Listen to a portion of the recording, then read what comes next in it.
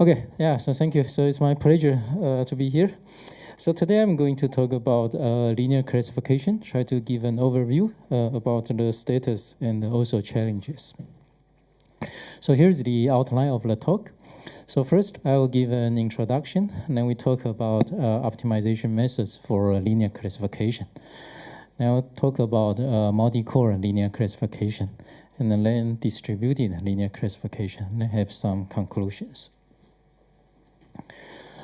So why we are interested in linear classification?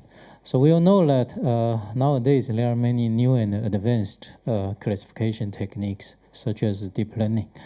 But linear classifiers remain to be very useful because of the simplicity. And also because of the simplicity, we can have very fast training and prediction for large-scale data. And behind the linear classification, we need to solve a large-scale optimization problem. So the focus of the talk today will be on how to solve this optimization problem. And this talk is actually related to the research done in my group for developing a software called LIBLINEAR. So we have been doing this software in the past decade. So it's now one of the most used linear classification tools used by many, for example, internet companies, or including Criteo. Okay. But when talking about linear, then very naturally you ask about like the difference between linear and nonlinear. Actually, in short, so if your feature information is good enough, then probably it's enough to use a linear classifier. But otherwise, you want to use a more powerful classification tool like Kernel or say deep learning. Now, if you use a more complicated tool, then you lose the simplicity. So let's do a simple comparison between, say, linear and the kernel here. Yeah. So for methods like support vector machines or logistic regression, very often they can be used in two different ways. So one is that by using the kernel methods, you do kernel SVM or kernel logistic regression. What you do is to map data to a high dimensional space. Then because of the high dimensionality, you need to use the kernel trick. Okay, so you do get nonlinearity, but because of using the kernel, then you don't get good control on your mapping function, right? So yeah, that's an issue when you use a more complicated tool. Okay. But another way of using, say, SVM or logistic regression is you do good feature engineering. Okay, you can generate features by all kinds of ways, including, for example, like using a deep learning method. Then after that, you just do linear classification. Yeah, so it's like you already have certain nonlinear mapping of the data, but you explicitly generate your data. Then you apply a linear classifier. Yeah. And then how good the accuracy, okay, and for choosing between linear and nonlinear, that depends on the applications.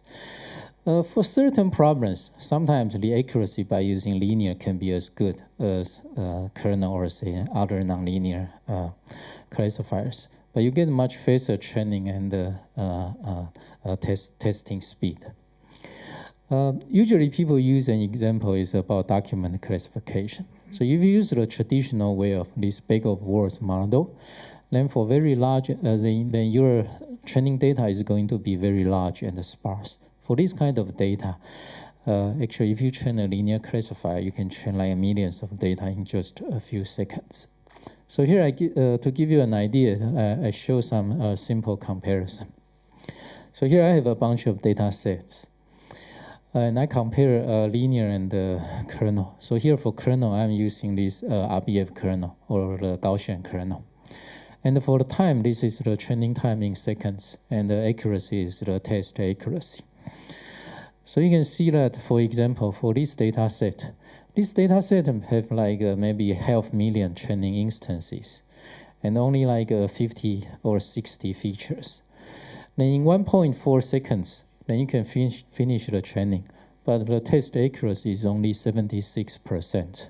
But if you spend more time to train a kernel classifier, so this one needs like half a day, but you get 96% of accuracy, So then for this situation, probably you want to use a kernel classifier.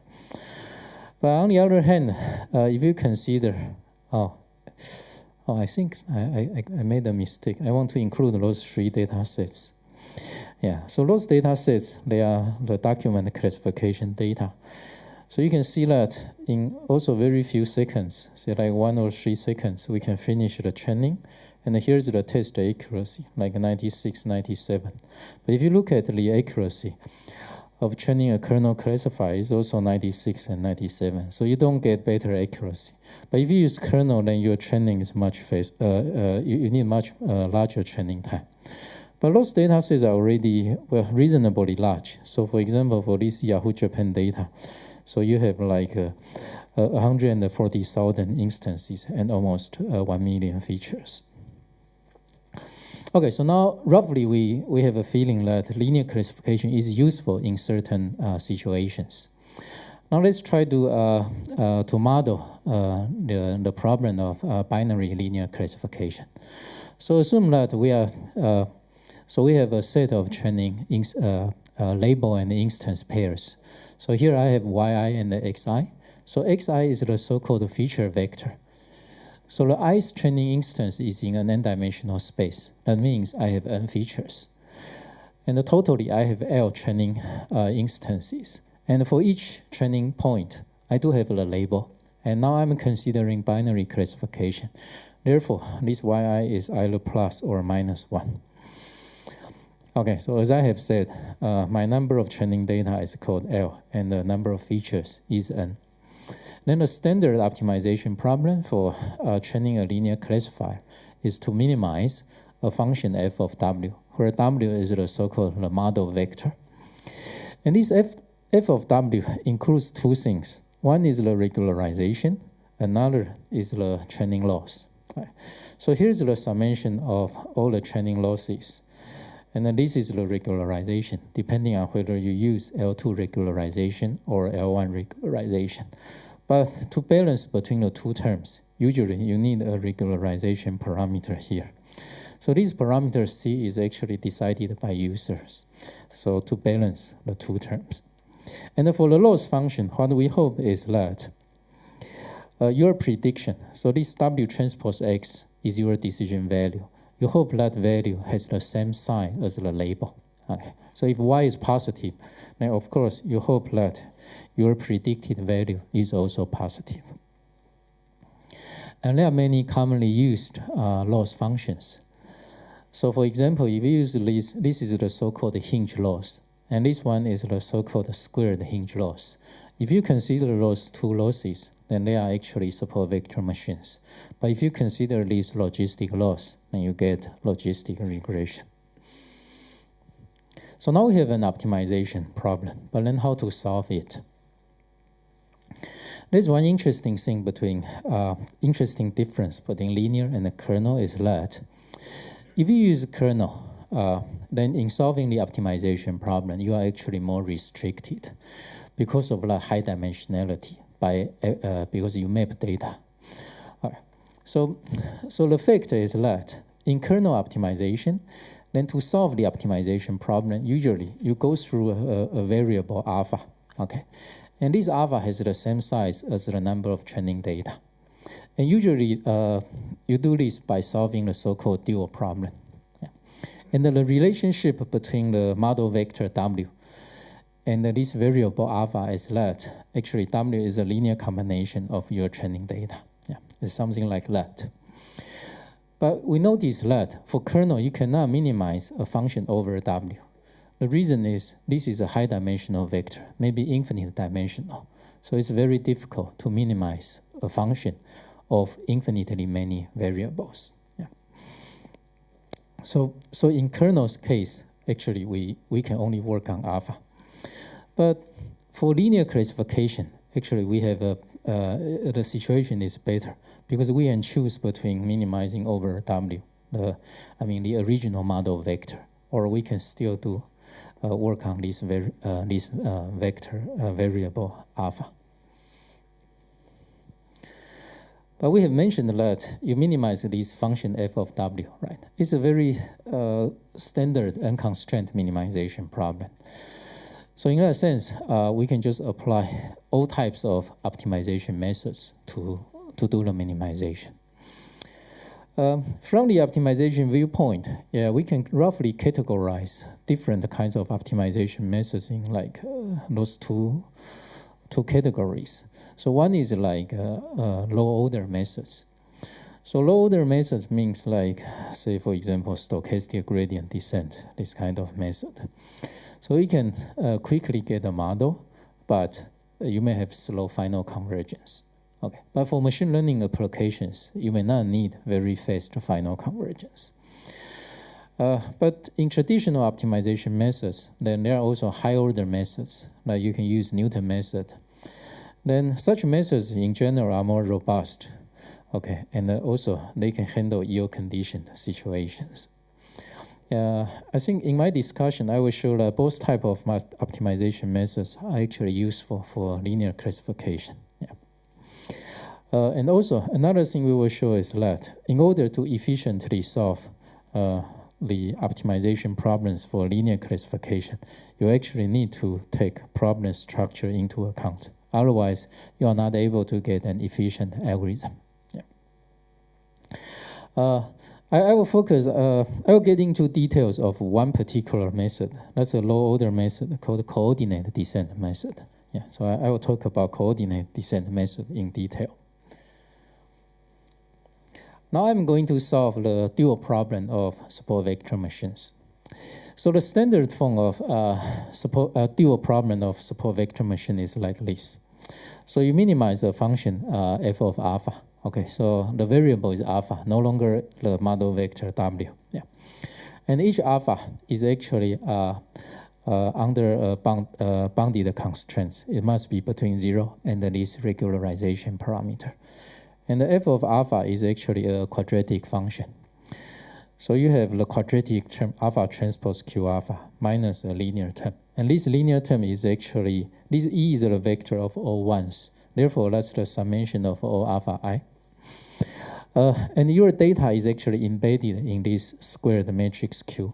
So the ij component is essentially the inner product between xi and xj. So if we can solve this dual optimization problem by using alpha and the training data, we are able to get the model vector w.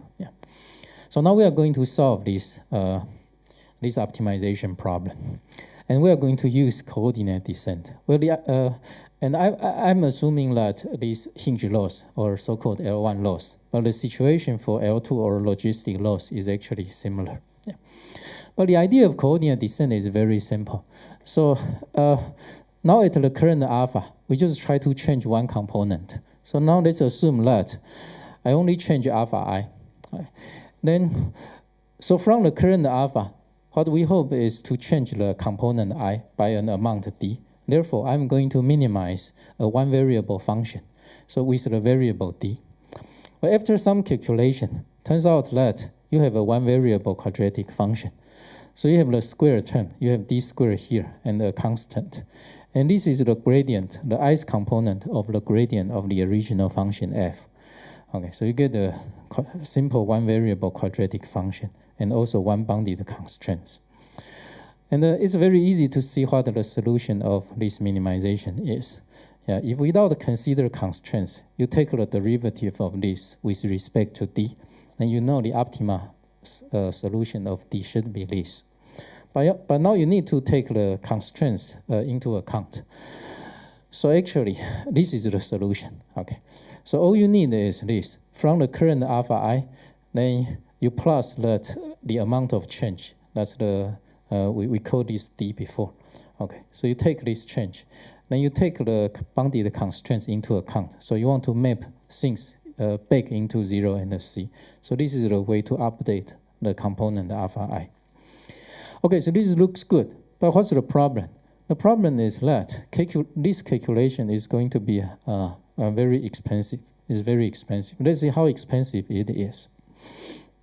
If you want to calculate the component I of the gradient, we know that you have this quadratic term of alpha transpose Q alpha. So the gradient will be the ith component of Q alpha. But we know that this is essentially the same as the summation over J. So you have Qi J alpha J. Okay, now you know Qi J is the inner product between Xi and Xj, right? Okay, so you need a summation. So you need a summation over all the training data. And then for each one, you have the inner product between the Xi and every data instance. This is going to be expensive because each inner product takes order n cost. Now n is the number of features. But we need a summation over all the training points. So the cost is going to be order L times n. And this is actually very expensive. But there's a trick to handle that. Suppose now we are able to maintain this vector. Okay, just assume that it is available. It is available. Then from the previous formulation, we actually know if we take yi and xi transpose out of that summation, then turns out that this gradient is simply one inner product between this vector u and the instance xi. Yeah, so you only need one simple inner product. Therefore, the cost is dramatically reduced from proportional to the number of training points to only related to the number of features. Yeah. Okay, this trick looks good, but notice that this cannot be done for kernel. Okay, the reason is we are able to store this vector because this is linear. Because if you are using kernel, then this vector is going to be huge. It's going to be huge. So you are not able to maintain this vector. Only because this is linear. So we are able to store this vector. Then we can have this much smaller cost. Now this becomes the whole algorithm. So we have a while loop. So while alpha is not optimal, then we just cyclically go through all the alpha components. So when alpha I is chosen to be updated, then here I store the original value. Then I calculate the gradient value. So this gradient is simply now one inner product. Okay, so I store it in the value g. Then I need to update alpha I, well, just by this formulation. Okay. Then if we find out that the amount of change is non-zero, that means if alpha I needs to be changed, then because of the change, we need to update the vector u. Then there is one simple way to update this vector u. So from the definition here, this is a complicated form. Okay, we need the summation of so many training instances. However, if you already have the current u, then according to the change of alpha, okay, so this is the original component I of alpha. Now it has been updated to alpha I.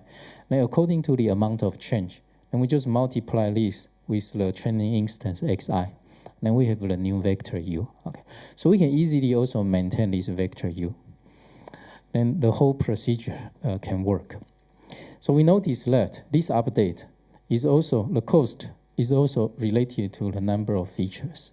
Okay, so you no longer have a cost proportional to the number of training data. This is a big difference from the kernel situation. Yeah.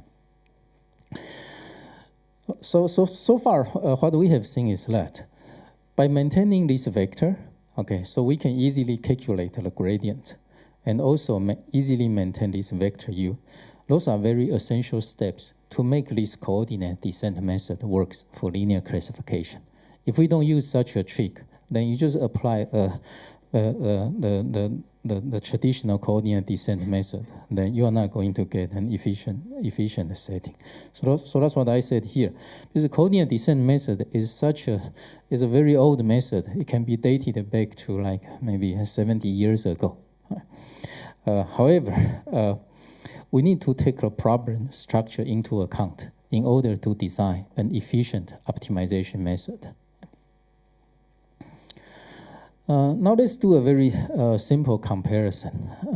I have a bunch of methods here, but I just want to show you that this dual coordinate descent method works quite well. So let's not worry about what those methods are.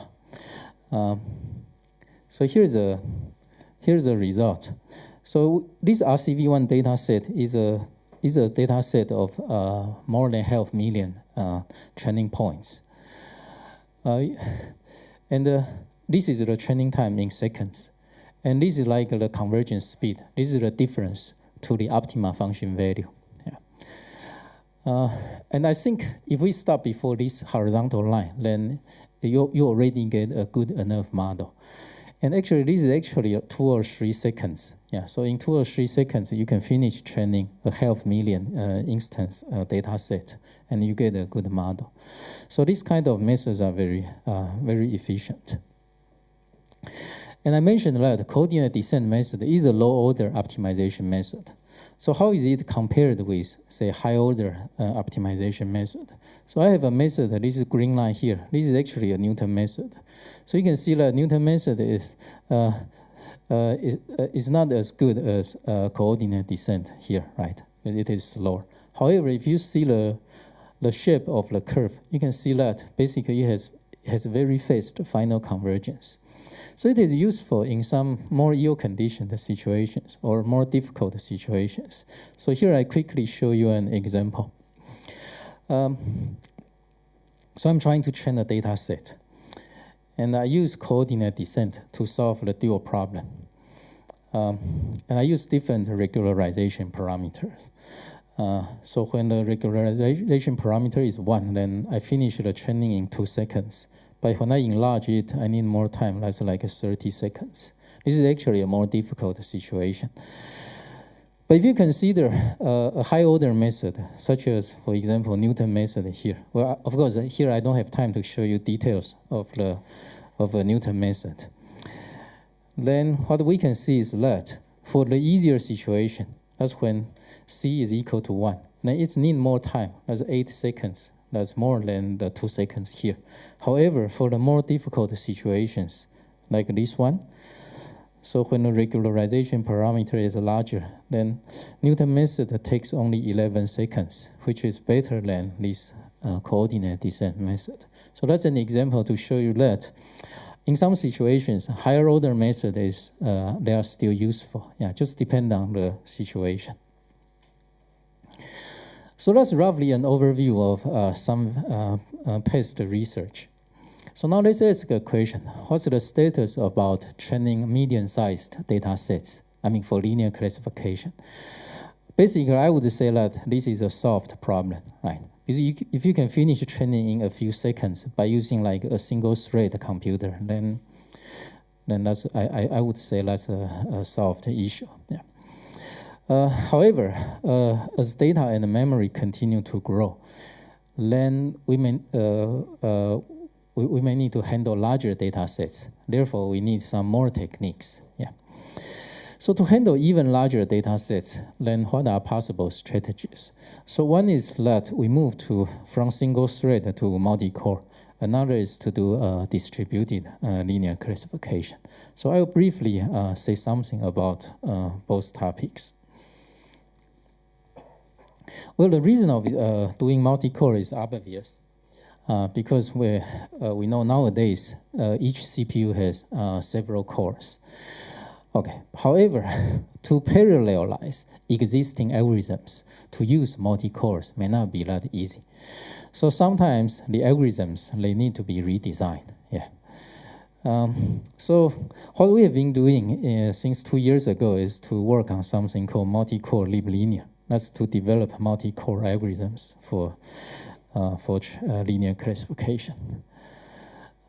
So far, we have added 3 multi-core solvers. So one is the Newton method. That's for the primal problem and when L2 regularization is used. Another is coordinate descent method and to solve the dual problem and when L2 regularization is used. And the most recent one is for L1 regularization. Yeah. Again, that's a coordinate descent method, and for the primal form of L1 regularized problem. Yeah. And they are actually practical. They are very useful in practice. So here, let me give you one example. So actually, immediately after we released the initial version of this one, because this one is the earliest, then one user from USC, they sent us a mail to thank us because he said that his job taking like more than 30 hours using one core cannot finish within 5 hours. So he was very happy and we helped them. Yeah. But I will briefly discuss the second and the third techniques. So now we would like to do a multi-core setting, okay, and to run this coordinate descent method to solve the dual problem. So let me rewrite the same optimization algorithm here. So we have this loop, okay, and the innermost step is that for every component alpha I, we try to change it. Right. The problem of this algorithm is that it is basically inherently sequential, right? So suppose there's an after alpha I, there's alpha I prime, or it's just alpha I plus 1, okay? Then for the next component, you must wait until the update for this one has been finished. Otherwise, you cannot, the whole procedure is just wrong because you need to maintain this vector. Therefore, the parallelization is actually difficult. So one possibility is to do this, is to do something called a synchronous coordinate descent. Okay. So the idea is this. Now we just don't worry about this sequential setting.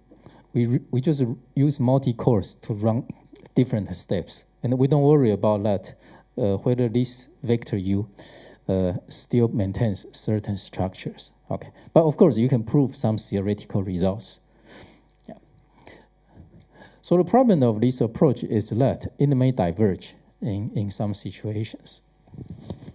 So at that time, we thought maybe, actually, we don't quite like this because we don't want this divergence issue. But we notice that in calculating the gradient components, you can simultaneously calculate the gradient components of many components. Okay, so those values, as long as you have the same W, then all those values can be calculated in parallel. So therefore, we propose a framework. Well, this framework actually, some related things have been used in kernel SVM before actually. Okay. But here's the idea. So now I have a loop. So while alpha is not optimal, and we try to select a bigger set. Let me call this B bar. And for all components in this bigger set B bar, the gradient components can actually be calculated in parallel. Okay. But a key point is that for many components here, because during the optimization process, some of them, they may be very small. If you consider unconstrained minimization where gradient equals 0 is the optimality condition. Okay. So some components, they don't need to be really updated. Okay. So what we can do is that we use the parallel operations to calculate this. And after that, we select a much smaller set called B. And this much smaller set are somehow like more important components to be updated. Then, because of the sequential setting of coordinate descent method, I need to do sequential update here. Okay, so that's the whole framework. But because this set B bar is much bigger, and I do it in parallel, then we can get a reasonable speed up. I think I need to skip certain details because to make the whole thing work, to get good speed up, actually needs a lot of efforts actually. But let me show you some results here. Okay, so for the solid line, that's the method I just mentioned. So we do get some speed up. But for the dashed line, they are the asynchronous coordinate descent. It is also very good. It's very good. But the problem is like here. You see the problem of asynchronous coordinate descent is that it may diverge. So if you use more cores, like 8 cores here, then you don't get convergence. Yeah, that's the issue. Okay, now I want to quickly move to another work. It's about solving the L1 regularized problem. Right now, for single thread situation, a state-of-the-art algorithm is a kind of primal coordinate descent method. So L1 regularization means that I use the one norm of W as the regularization term. Currently, a primal coordinate descent method or its variant, they are actually the state-of-the-art methods. But we are solving the primal problem. So each coordinate means one feature. So they actually process one feature at a time. So this is different from the dual coordinate descent, where you process one data instance at a time. Yeah. Okay, so now we need to think about, if this is the state of the art, how can we parallelize it by using multi-cores? Several possibilities. So again, one is to use a synchronous coordinate descent. Okay. Another one early attempt is called block coordinate descent. But those methods are actually not very satisfactory for either the convergence issue, okay, because this asynchronous method may diverge. And actually for this block coordinate descent, we find out that the speed up is not very good. So we have long wanted to get a solution for our users, but we struggled for years to find a solution. But recently in the work, we have a reasonable setting. Okay, so I will explain what this is. I want to mention that this was partially supported by Creative Faculty Research Award, so we thank their support. Our idea is very, very simple. So we want to do direct parallelization of coordinate descent. Okay, so look at this, is to do direct parallelization. That means for every coordinate descent step, you parallelize the operation. Okay. But wait, you say, no, this shouldn't work.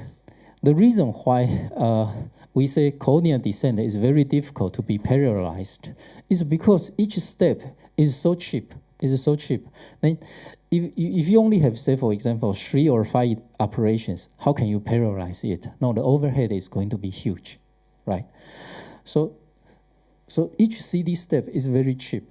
But how can I say that we want to do direct parallelization of coordinate descent? Yeah. Okay, so now let's consider a very simple setting. So here I want to decide if for one single CD step, I want to decide I want to parallelize it or not. So I use this very simple if-else statement. So depending on I'm solving the dual or the primal problem, I just check. So if I'm solving the primal, I just check the number of non-zeros because I have a large and a sparse data set. So depending on the number of non-zero feature values, okay, if it is larger than a threshold, then I say, okay, I use multi-core. But if it is less than that threshold, I say, okay, the number of operations is too small, so I use single core. So it's less simple. Right? So the idea is we parallelize the CD step if there are enough number of operations. But usually you would think that this is not going to work, right? Because you may not get, like, say, in most situations that there are some very dense or super dense features or super dense instances, so you can apply multi-core. So here, let's run a very simple example. So I consider that dual coordinate descent method. So I solve the dual and by coordinate descent. This is the method I mentioned, we described in detail before. Okay. And I try to check sparse as well as dense data sets, and by using different number of threads. And notice that for solving dual problem, you process one instance at a time. But how about the threshold to decide whether you want to apply multi-core or single core? For sparse set, my threshold, I must set 0 here. That means for every instance, for every CD step, I always use multi-core. The reason is, if I don't do that, if, say, for example, I set the threshold to be 500, then no CD step is parallelized. So my speed up will always be 1 in this place. Yeah. Okay, so for this experiment, I I set this 0. That means I parallelize every CD step. Then we find out that we don't get any speed up because of the overhead. Right? But for the dense data set, we can get some speed up. Okay, we set this threshold to be 500. Then there are some dense instances, so we do get certain speed up. But anyway, the conclusion is that, say for example, if you look at the results for those sparse data sets, the speed up is actually very poor. Then we go to check one thing. This thing is quite interesting. Is we go to check the number of instances and the features. How many? Okay, the percentage of instances or features containing 50% and 80% of non-zeros of the whole data set. So for example, if you look at this data set, that means 40% of instances, I mean the denser ones, they include 50% of non-zeros, and the 73% including 80% of non-zeros. So what does that mean? That means actually the distribution of non-zeros across instances is quite balanced. That on average, every instance gets about the same number of non-zeros. Okay, that's the situation if you do a statistics on instances. But surprisingly, very surprisingly, if you do a statistics on features, you see some very, very surprising difference. So you find out that for almost, because I've tried to collect a lot of real-world sparse data sets, we find out that you can see that a very small percentage of features, they include 50% of non-zeros. And this is also very small. They include 80% of non-zeros. So what does that mean? That means features non-zero distribution is actually extremely skewed. Of course, there are some explanation, but I don't think I have time to explain that here. Okay, but because of this fact, that means you have some super dense features in real-world data sets in general. And besides those super dense features, other features are extremely sparse. That's actually the situation. So here's the result. So I run the same data set. I use 3 approaches here. This naive means I don't do any change. I just go to apply this. I just go to apply multi-core operation. Okay, by checking whether this feature is dense or sparse. Okay, I use the same algorithm, and here is the speed up. And here are 2 other existing results. This is by a synchronous coordinate descent, and this is by block coordinate descent. We really need to change the original algorithm. Okay, but we can see that the speed up here is much better. Okay, but we don't do anything. We don't change the algorithm at all. So this is actually very effective, but we didn't realize these kind of things before. Yeah. Even though the fact is already there, but we didn't know that before. Okay, I think I may have only like 2 or 3 minutes left. So let me quickly say something about distributed linear classification. Unfortunately, distributed linear classification is even more complicated than multi-core. Okay.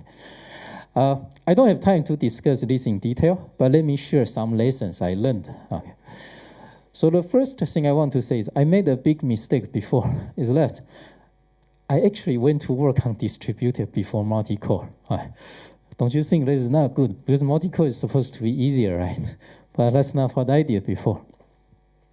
So a few years ago, big data was hot. And I said, oh, big data means really huge big data. So we tried to work on distributed linear solvers. So for example, we extend a Newton solver to MPI and the Spark.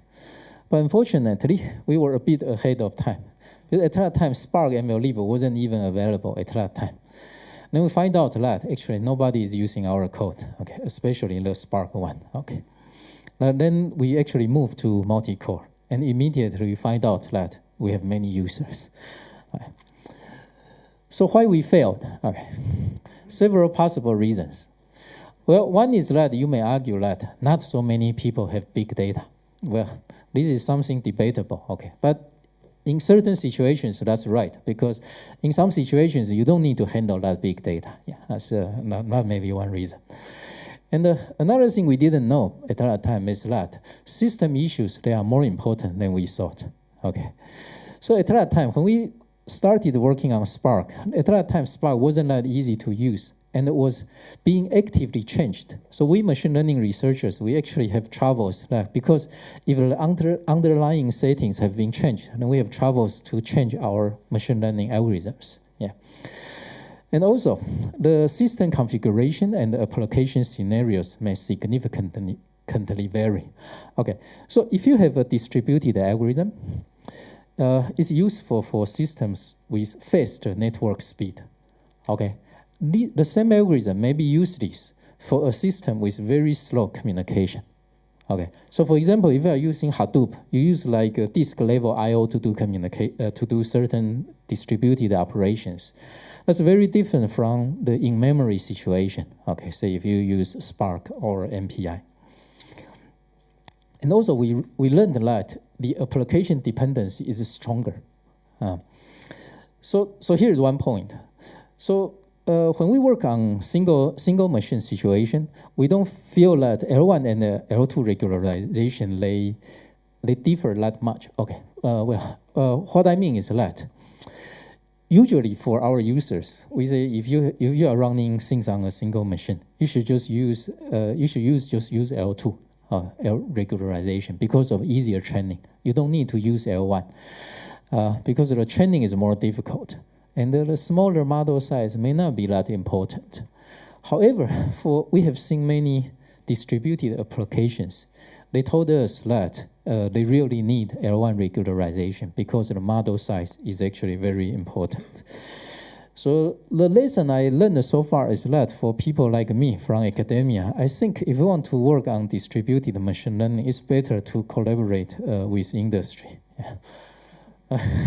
So, and here's the last slide. So linear classification is an old topic, but it remains to be useful for many applications. And efficient training relies on designing optimization algorithms by incorporating the problem structure. But you need to take machine learning knowledge into your optimization algorithms. And there are I think many issues about multicore and the distributed linear classification, they still need to be studied. So there are still some research issues going on for this topic. Okay, so that's my talk, and thank you so much.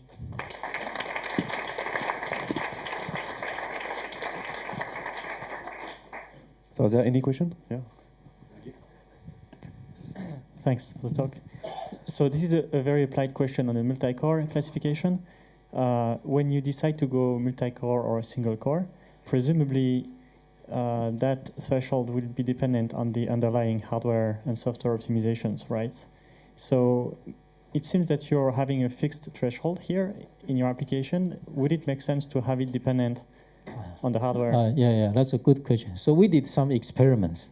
Actually, this one is not very sensitive. It's not very sensitive. Okay. So far it is okay. Yeah.